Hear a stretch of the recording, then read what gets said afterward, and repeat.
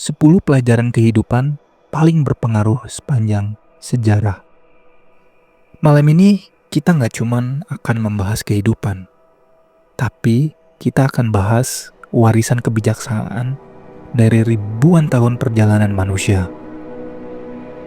Karena sebelum lu lahir, dunia ini tuh udah dikasih banyak pelajaran dari panjangnya sejarah manusia. Tapi nggak semua orang mau denger. Nah, malam ini lu akan tahu setidaknya 10 pelajaran hidup paling berpengaruh dari zaman kuno sampai hari ini. Dan bisa jadi satu dari 10 ini akan nyelamatin hidup lu saat ini. Yang pertama, kenali dirimu oleh Socrates. Ini pelajaran tertua dan paling diabaikan. Banyak orang sibuk mengejar validasi. Jadi seperti yang dunia minta, bukan dirinya minta. Tapi lupa juga nanya ke diri sendiri. Sebenarnya, gue siapa ya? Lu gak akan bisa buat keputusan penting kalau lu sendiri gak kenal sama nilai dan luka lu sendiri. Kenali diri itu sama dengan kenali arah. Karena lu lahir dan hidup dengan situasi, kondisi, perjalanan, bahkan DNA yang berbeda dengan orang lain. Kedua, segala sesuatu pasti berlalu. Oleh pepatah Persia. Artinya, rasa sakit, krisis keuangan, pengkhianatan, semua akan berlalu. Tapi, banyak orang yang nyangka perasaan buruk itu permanen. Padahal, cuman pikiran yang ngeluarin kalimat kayak, gue gak akan sembuh. Kata-kata itu yang jadi penjara. Kalau bisa bisikin ke diri lu sendiri, ini cuman fase, maka itu udah separuh jalan menuju pulih. Tapi, kata-kata tersebut juga berlaku untuk hal baik ya. Bahwa yang baik juga akan segera berlalu.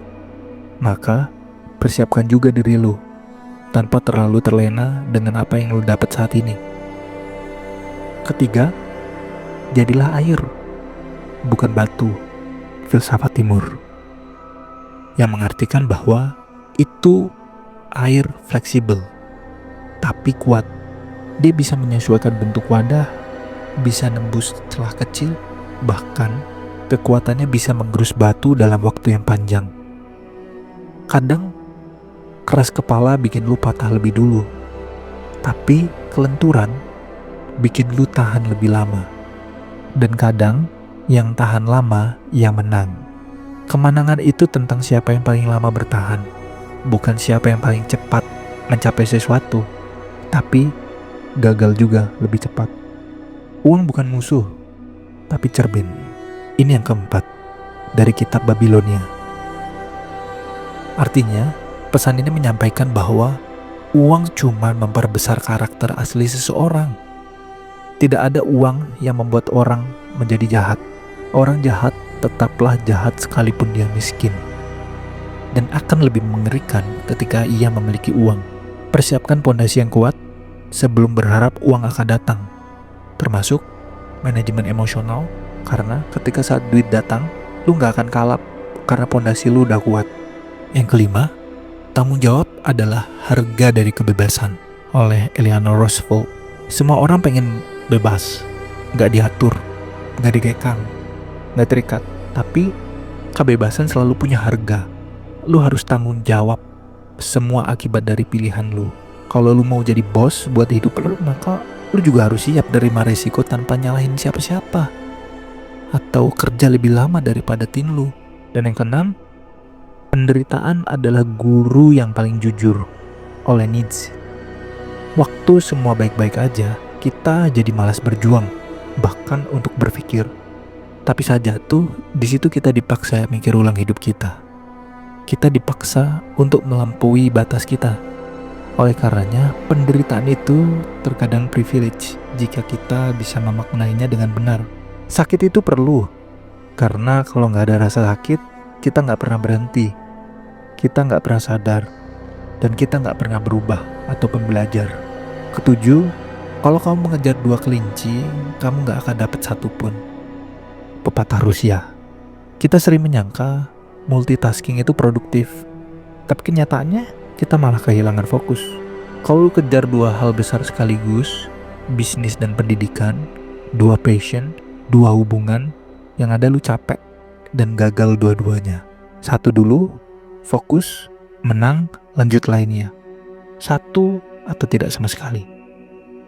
Kedelapan, luka batin yang disimpan terlalu lama bisa jadi racun.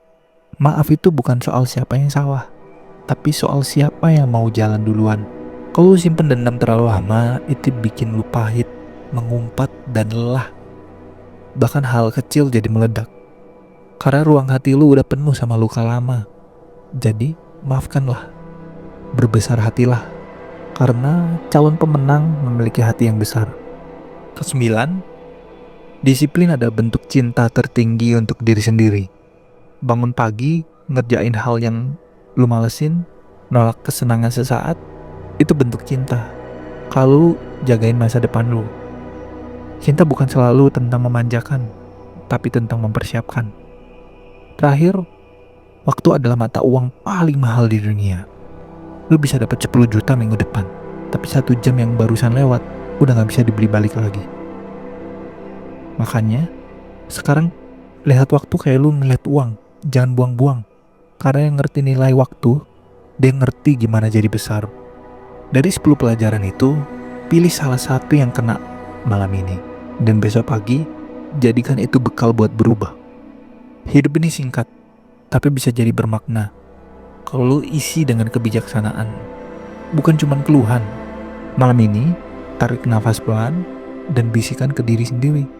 Gue gak perlu tahu semuanya sekarang, tapi gue akan terus belajar dan gak akan nyerah. Sukses sebelum tidur, sampai jumpa di episode selanjutnya.